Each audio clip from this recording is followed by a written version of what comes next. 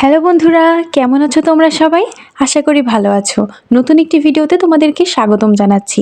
আজকে আমি রান্না করব খাসির মাংস, তাও আবার মাটির চুলাতে। তো খাসির মাংস রান্না করার জন্য আমি প্রথমে আলুগুলোকে ভেজে নিচ্ছি।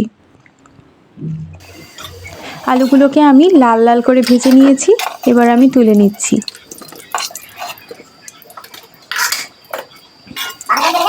এখন আমি ওই তেলে দিয়ে দিলাম পেঁয়াজ কুচি, গোটা গরম মশলা, তেজপাতা, লং, এলাচ।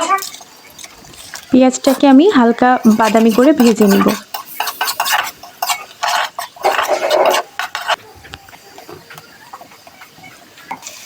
পেঁয়াজগুলো আমার বাদামি করে ভাজা হয়ে গেছে। আমি মাংসটাকে আগে থেকে ম্যারিনেট করে রেখেছিলাম।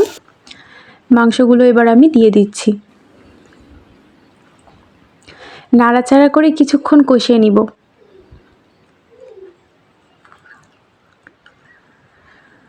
এবার ওই যে মাংস যে গামলাতে ম্যারিনেট করে রেখেছিলাম ওইটা ধুয়ে জলটা দিয়ে দিলাম। এবার ভালো করে কষিয়ে নিতে হবে। ঢাকা দিয়ে বেশ কিছুক্ষণ ধরে আমি মাংসটাকে কষিয়ে নিব।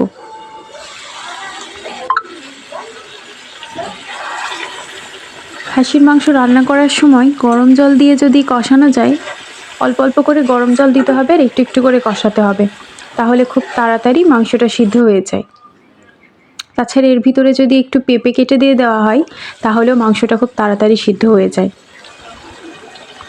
দেখো আমার মাংস থেকে তেল ছেড়ে দিয়েছে, মোটামুটি মাংসটা কষানো হয়েছে। এ পর্যায়ে আমি কিছু পরিমাণে এর ভিতরে গোটা রসুন অ্যাড করে দিলাম। খাসির মাংসে গোটা রসুনটা খেতে অনেক ভালো লাগে।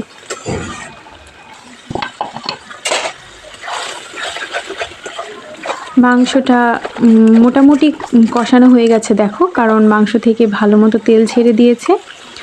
আমি এর ভিতরে কিছু পরিমাণে চর্বি অ্যাড করে দিব। আমার এই খাসির মাংসের তিলটা খেতে খুব ভালো লাগে। এই চর্বিটা দিয়ে আমি বেশ কিছুক্ষণ নেড়ে চেড়ে কষিয়ে নিয়েছি। ভালো করে কষিয়ে নেওয়ার পর আমি যে আলুটা আগে থেকে ভেজে রেখেছিলাম এর ভিতরে সেই আলুটা এখন দিয়ে দিলাম। মাংস কিন্তু মোটামুটি সিদ্ধ হয়ে গেছে। এখন লাস্ট বার একটু কষিয়ে নেব, তার আগে আলুটা দিয়ে দিলাম। আলুটা নেড়ে চেড়ে ভালো করে কষিয়ে নিতে হবে। মাংসটা যত ভালোভাবে কষানো হবে মাংসটা খেতে কিন্তু ততটাই স্বাদ হবে। দেখো আমি ঢাকা দিয়ে বারবার করে কষিয়ে নিচ্ছি। আর এমনিতেও চুলাতে রান্না করলে কিন্তু মাংসের টেস্টটা একটু আলাদাই হয়। গ্যাসে রান্না আর চুলা রান্নার ভিতরে সত্যি স্বাদের পার্থক্য আছে। এবার আমি ঝোলের জন্য জল দিয়ে দিলাম।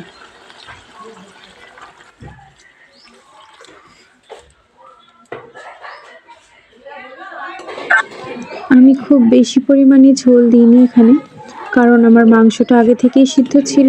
আলুটা যাতে সিদ্ধ হয় সে অনুযায়ী আমি পরিমাণ মতো ঝোলটা দিয়েছি।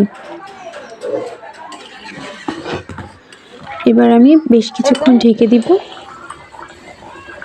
এই যে ফুটে উঠেছে, আমি এর ফাঁকে গরম মশলাটা দিয়ে দিয়েছিলাম, ভিডিওটা ধারণ করতে ভুলে গেছি। আমার মাংস রান্না কমপ্লিট। আর ভিডিওটি যারা এতক্ষণ ধরে দেখছো তাদেরকে জানাচ্ছি অসংখ্য ধন্যবাদ গাইস। ভিডিওটা যদি ভালো লাগে তাহলে লাইক করে ফলো বাটনটা প্রেস করে দিও। ধন্যবাদ।